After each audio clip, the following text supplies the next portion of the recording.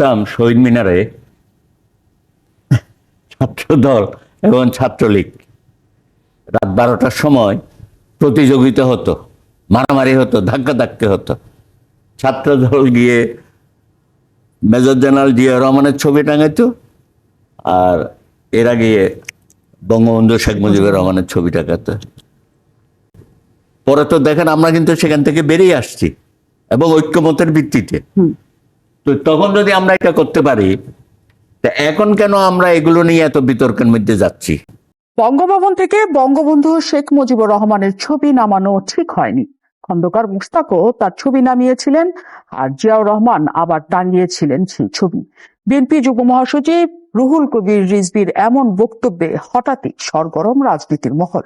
তার এই বক্তব্যের পরপরই সমন্বয়ক হাসনাত আব্দুল্লাহ তার ফেসবুক পোস্টে লিখেছেন, রাজনীতিবিদরা হাত মেলাচ্ছেন আর বিপ্লবীদের ফাঁসির দড়ি এগিয়ে আসছে। তার এই পোস্টের কিছুক্ষণের পরেই তার বক্তব্য অনাকাঙ্ক্ষিত উল্লেখ করে গণমাধ্যমে বিবৃতি পাঠিয়ে দুঃখ প্রকাশ করেছেন রুহুল কবির রিজভী। কিন্তু এই দুঃখ প্রকাশই কি শেষ হলো ঘটনা, নাকি প্রকাশিত হলো রাজনীতিবিদ আর ছাত্রদের মাঝের দূরত্ব? শুরুতেই বিএনপি সহ অন্যান্য রাজনৈতিক দল সহ সবার সমর্থন থাকলেও এখন যেন অন্তর্বর্তী সরকারের কার্যক্রমে সেই সমর্থনের ভাটা পড়তে শুরু করেছে। তবে এতদিন বিএনপি অন্তর্বর্তী সরকারের কিছু কার্যক্রমে সমালোচনা মুখর হলেও এখন জাতীয় নাগরিক কমিটিও যুক্ত হয়েছে। গতকাল রাতে এক সংবাদ বিজ্ঞপ্তিতে তারা অন্তর্বর্তী সরকারের কিছু কার্যক্রমে উদ্বেগ প্রকাশ করে বলেছেন, উপদেষ্টা নিয়োগ সহ রাষ্ট্রের গুরুত্বপূর্ণ সিদ্ধান্তগুলো সঠিক এবং অংশগ্রহণমূলক প্রক্রিয়ায় এবং অভ্যুত্থানে অংশীজনদের সঙ্গে পরামর্শের ভিত্তিতে নেওয়া হচ্ছে না। শুধু তারাই নয়, জুলাই গণ অভ্যুত্থানে নেতৃত্বদানকারী অন্যতম সমন্বয়ক হাসনাত আব্দুল্লাহ বলেছেন, বিপ্লবী চেতনা হারিয়ে আমলা নির্ভর হচ্ছে সরকার। এর মধ্যে আবার বিশিষ্টজনরা বঙ্গবন্ধু থেকে শেখ মুজিবুর রহমানের ছবি সরানোকে সংবিধানের সুস্পষ্ট লঙ্ঘন বলে মনে করছেন। অন্যদিকে রাজনীতিবিদরা এটাকে অযৌক্তিক এবং বাড়াবাড়ি হিসেবে ব্যাখ্যা দিয়ে বলেছেন, এই ঘটনায় অন্তর্বর্তী সরকারের দৈন্য প্রকাশ পেয়েছে। 3 মাস যেতে না যেতে অন্তর্বর্তী সরকারের কার্যক্রমে এত বিতর্ক কেন? তবে কি অন্তর্বর্তী সরকার সঠিক পথে থাকার বিষয়ে অনেকের সংশয় তৈরি হয়েছে কিনা, সেসব নিয়ে আলোচনায় আজ রাজকারণ স্টুডিওতে আছেন, কিছুক্ষণের মধ্যে যুক্ত হবেন তিনি, বিএনপির আন্তর্জাতিক বিষয়ক সম্পাদক ব্যারিস্টার নাসিরউদ্দিন অসীম, এবং আমাদের সাথে এখন এই মুহূর্তে যুক্ত হয়েছেন কর্মবিরোধী ছাত্র আন্দোলনের সমন্বয়ক মাহির সরকার। আমরা আশা করছি কিছুক্ষণের মধ্যে আমাদের অন্য অতিথিও চলে আসবে। এই ফাঁকে আমরা আলোচনাটা শুরু করে নিতে চাই। মাহির সরকার আমাদের সাথে আছেন, অনেক ধন্যবাদ আপনি আমাদের। বিএনপির তরফ থেকে যে বক্তব্য আসলো, পরে দুঃখ প্রকাশ, আপনাদের মনে হচ্ছে রাজনীতিবিদরা হাত মিলেছে, মানে এই সময় এত কিছুর মধ্যে ছবি ছড়ানোকে নিয়ে এত বিতর্ক তৈরির দরকার ছিল কিনা, বা ছবিটা সরানো দরকার ছিল কিনা? ছবিটা সরানোতে আমরা আসলে ছাত্র সমাজ মনে করি এটি আসলে ব্যাপক বড় কিছু নয়। আসলে এখানে বিএনপি বা অন্যান্য রাজনৈতিক দলগুলো যে প্রশ্ন তুলছে, আসলে সাংবিধানিক জায়গা থেকে আসলে প্রশ্ন তুলছে, এই সরকারের দিকে যদি আমরা তাকাই, এটাকে আমরা আসলে বলতে পারি এটি একটি আধা বিপ্লবী সরকার হয়েছে। এটি না বিপ্লবী সরকার কিংবা এটা পুরোপুরি অন্তর্বর্তীকালীন সরকার বা সাংবিধানিক কোন সরকার, সে ধরনের কথা বলার কিন্তু আসলে সুযোগ নেই। মানে এটা সংবিধান অনেক ক্ষেত্রে মেনেছে এই সরকার, আবার অনেক ক্ষেত্রে মানেনি। তো সবকিছু মিলিয়ে আসলে এই সরকারের যে গঠন প্রক্রিয়া, সেখানে অবশ্যই কিছু সমস্যা রয়েছে। কিন্তু আমাদের জায়গা থেকে এবং সারা বাংলাদেশের ছাত্র সমাজের পক্ষ থেকে একটা আওয়াজ কিন্তু জোরালো। দেখুন, আমরা কিন্তু একটি স্লোগান কিন্তু সবসময় দিই ফ্যাসিবাদের বিরুদ্ধে, মুজিববাদ মুর্দাবাদ, ইনকিলাব জিন্দাবাদ। এখন মুজিববাদ মানে কি? মুজিববাদ মানে হচ্ছে ফ্যাসিজমের বাংলাদেশি ভার্সন। যে সংবিধান আসলো 1971 সালের পরে, সেই সংবিধানে অন্যতম মূলনীতি গণতন্ত্র, সেটিকে বৃদ্ধাঙ্গুলি দেখিয়ে কিন্তু তার সংবিধানের রচনা 3 বছরের মধ্যেই বাকশাল কায়েম হলো। তার মানে এই সংবিধানের কার্যকারিতা আসলে কতটুকু? সেখানে দাঁড়িয়ে আমরা যারা ছাত্ররা আছি, আমরা বারবার বলছি, সংবিধান যদি সংস্কার না হয়, তাহলে কিন্তু আসলে সংস্কার বলে আমরা যে কথাগুলো বলছি, সেটি আসলে কখনো সম্ভব নয়। এখন ক্ষমতার প্রশ্ন যখন আসে, খুব স্বাভাবিকভাবে সবচেয়ে বড় স্টেক হোল্ডার হয় রাজনৈতিক দলগুলো। এই মুহূর্তে বাংলাদেশের সবচাইতে বড় রাজনৈতিক দল বিএনপি, এবং সবচেয়ে বড় স্টেক হোল্ডারও তারা। কিন্তু আমরা দেখছি সংবিধান সংস্কারের প্রশ্নে তারা কিন্তু আসলে মনে হচ্ছে যে ছাত্র জনতার যে অভ্যুত্থানের যে স্পিরিট সেটাকে পুরোপুরি ধারণ করতে পারছে না। সেই জায়গা থেকে তারা হয়তো বক্তব্য দিয়েছে যে এই ছবি সরানো ঠিক হয়নি।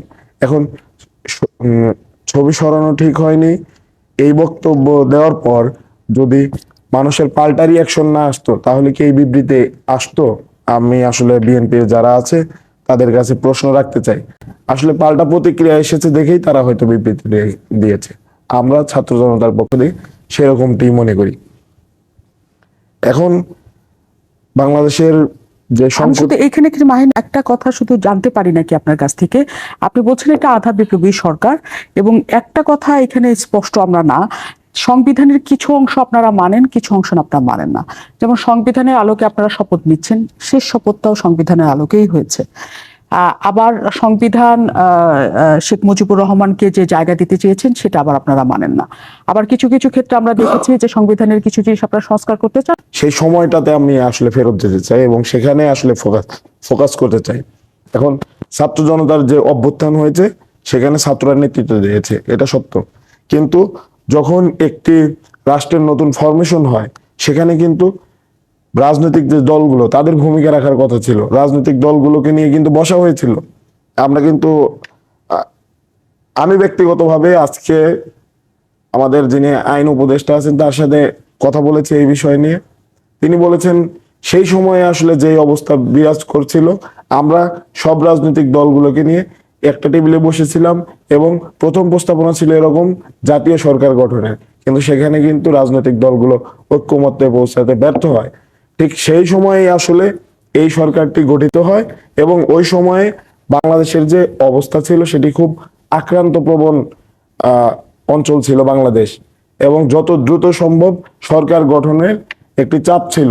এটা আমাদের কাছে একটা নতুন তথ্য বটে যে আপনারা জাতীয় সরকার গঠন করতে চেয়েছিলেন, কিন্তু রাজনৈতিক দলগুলো তখন আমরা বিপ্লবী সরকার চেয়েছিলাম। কিন্তু রাজনৈতিক দলগুলোকে নিয়ে সরকার গঠন করতে চেয়েছিল কি, মানে কারা?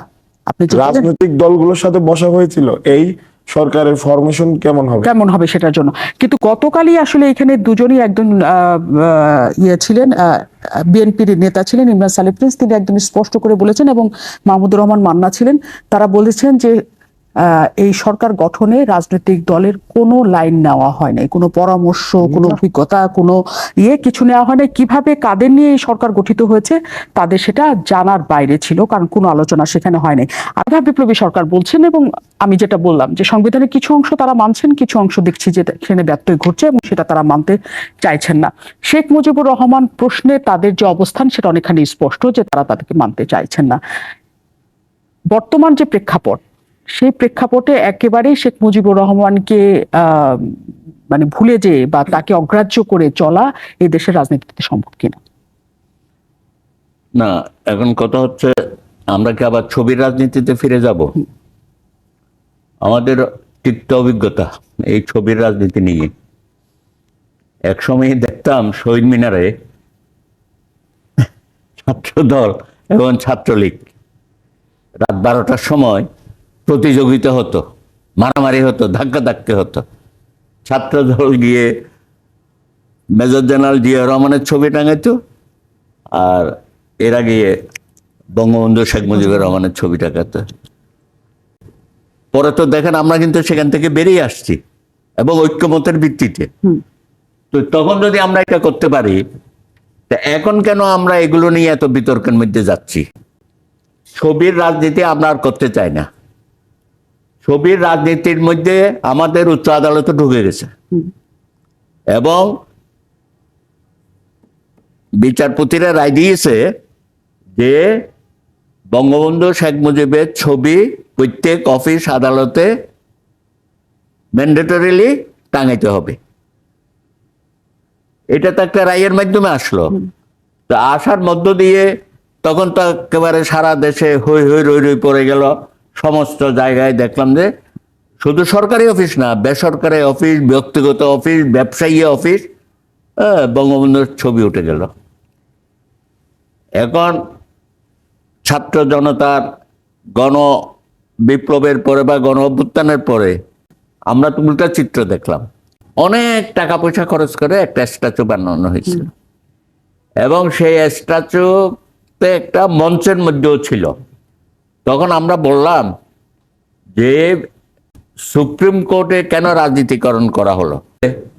অনেক আদালত অবমাননার মামলা হয়েছে, কিন্তু এই পট পরিবর্তনের পরে সেই স্ট্যাচুটা কালো কাপড়ে ঢেকে দেওয়া হয়েছে। খুবই দুর্ভাগ্যজনক এগুলো।